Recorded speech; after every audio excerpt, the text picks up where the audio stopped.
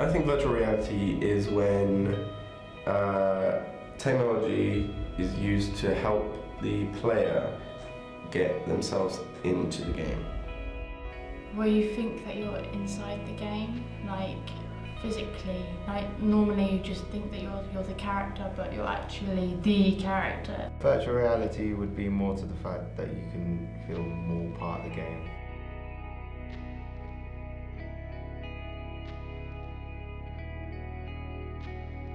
Since video games were born in the 1950s, gaming technology has evolved to keep up with the growing demand of consumers.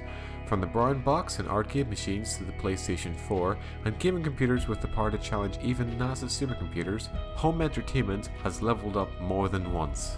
Back in the 70s, Magnavox created the first commercially available and affordable games console, the Odyssey. Even though it was rather primitive, it sold over 330,000 units, making it a huge success, and set the foundations for improvement and innovation in the near future.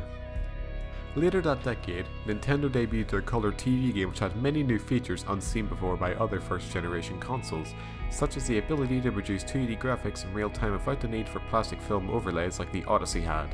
This became the standard for most games consoles up until the third generation, which introduced groundbreaking innovations such as the ability to produce 3D polygon graphics, which paved the way to the video games that we now see today. After this, companies and consumers alike were desperate to find the next big thing in gaming. Science fiction had dreamt of virtual reality and augmented reality since the 1970s, but nobody thus far had come close to creating it. That was until Nintendo released the Virtual Boy. It flopped.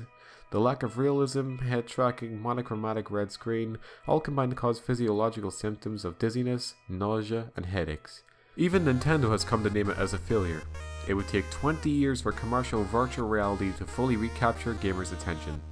As the millennium passed, it set a point in time where developers decided to up their game and produce serious consoles with high-powered hardware capable of producing advanced 3D graphics, sound, and have internet access. Consoles such as the PlayStation 2 and the original Xbox were both released in 2001, and both were highly praised for their high quality and success in the gaming market. They were so successful, in fact, that they completely destroyed any other manufacturer's success in the gaming market, leaving only Sony and Microsoft to compete alongside Nintendo with their Wii, released in 2006. Since then, Sony, Microsoft, and Nintendo have released follow-up versions of their consoles, with Sony's PlayStation 4 and Microsoft's Xbox One blurring the line between console and PC, as their consoles boasted specs that rivaled those of a purpose-built gaming computer. However, Nintendo's Wii U was not as successful. Many gamers have veered far from using home entertainment systems that connect to a television, and have moved towards computer gaming, using purpose-built gaming computers to play games at a higher performance and higher quality compared to that of a console. Because of the power these computers can produce, they were the smartest choice for virtual reality devices to be run on, hence the majority of current virtual reality devices are running from computers. However, there would likely not be the wide-scale availability of virtual reality devices we have today had it not been for the Oculus VR and the Rift. Palmer Luggey created a prototype virtual reality device which he showcased at the E3 Gaming Festival in 2012. Following such positive feedback there, he and a friend, Brendan Erebe, created the company Oculus VR in Irvine, Calif. The two created a Kickstarter campaign to gather the funds required to continue research and development, and to create a commercially available version of the device. The campaign was a success and earned $2.4 million. Since then, multiple pre-release versions of the Oculus Rift have been developed, including development kits 1 and 2. On March 25, 2014, Oculus VR was acquired by Facebook for $2 billion. Oculus VR then gained access to larger funds and assets, which has followed them to create a more affordable end product. Oculus VR recently released the latest version of the Rift CR, better known as the consumer release.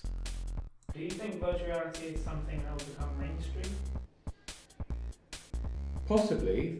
There's a chance it could be. Because if more people find out about virtual reality, then especially those who are really into gaming and love games, then surely more people, if they had the money, would invest in it and give it a try themselves. I believe it has a lot of potential. I can see it going further through using wireless sensors and actually controls and stuff. I think a lot of people would actually really enjoy it.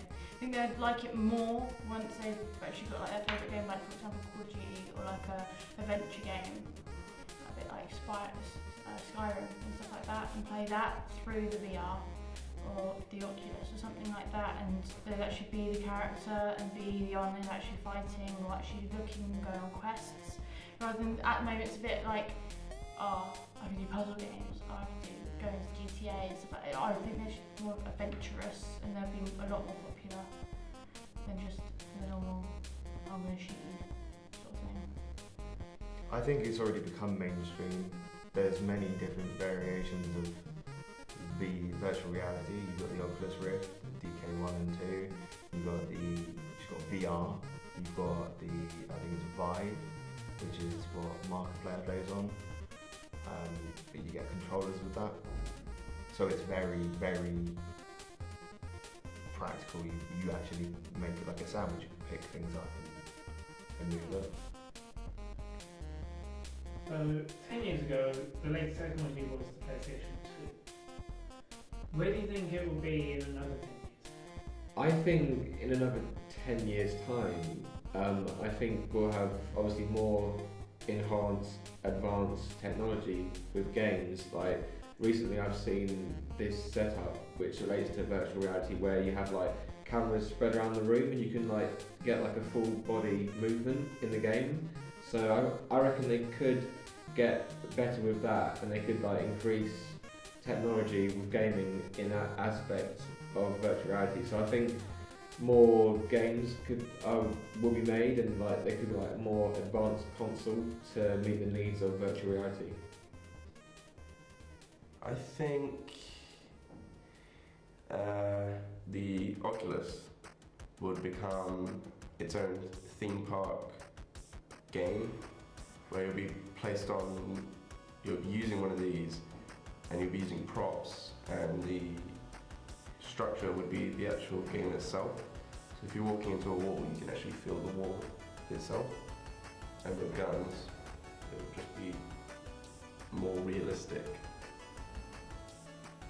They've made robots already, so I suppose they'd pretty much do everything that a person would be able to do these days.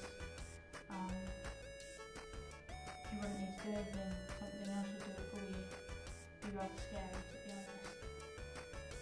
honest. And well, we've come quite far from the PS2. We've had Wii's, we've had Xbox 360, slim, sensitive touch.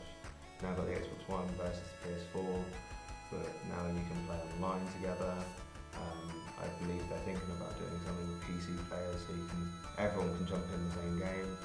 In 10 years' time, I think that it's going to be the fact that instead of it being on our face, it's going to be somewhere that we plug ourselves in. The Rift uses two screens to simultaneously display two images. The screens are overlaid with two lenses, one per eye, which focuses and reshapes the footage, creating a stereoscopic 3D image. Onboard sensors detect head movement, which tells the game to move the camera accordingly with the head movement. Development Kit 2 also has an external sensor, which more accurately tracks head movement. The final result of all this is the impression of looking around a 3D space and being within the video games that gamers love to play. So was that what you expected it to be like? 50-50 really, because I have experienced an Oculus Rift before, but seeing it in a different game environment, I was not expecting that at all. So big difference there.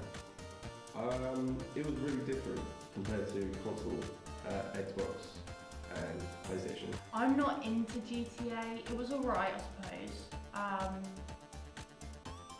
It looked real, it felt real. Walked around a bit, got a shot, because I just nicked him into the car, but they got very angry at me. It didn't do a lot for me. It was okay, I suppose. I wasn't expecting the graphics and the frame rate to be that high, I must admit. Also, it's lighter than the DK1, which is really nice because when you're turning your head to look around for certain things, you don't feel there's too much weight to do it with, but it's just so easy to use. It was more like I was in the game, like turning my head. I believe it was easier to control than a console controller. What year do you think prototype virtual reality devices were first created? I'm going to go with 2004. I think maybe 2001. I wanted to say the early 2000s, but I don't think it would be. I think it would be more of a 2004, 2005 sort of time. I think they were created long ago, but no one really knew because it was ages ago.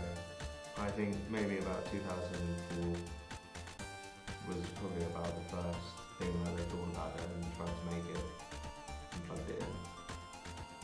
Actually, 1939. It was called the Viewmaster. Well, I'll be down.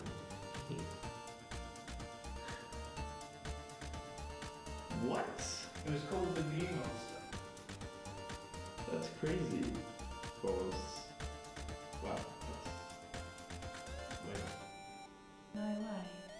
It was called Serious? the Viewmaster. Wow.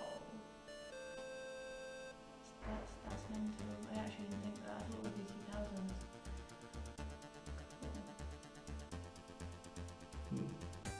It was called the Viewmaster. That wouldn't surprise me. Gaming has come a long way since its birth in the 50s. Consoles, PCs, virtual reality and more, virtual reality is another step towards the future of gaming, but it may just be a stepping stone towards the visions of game developers and gamers alike. Augmented reality.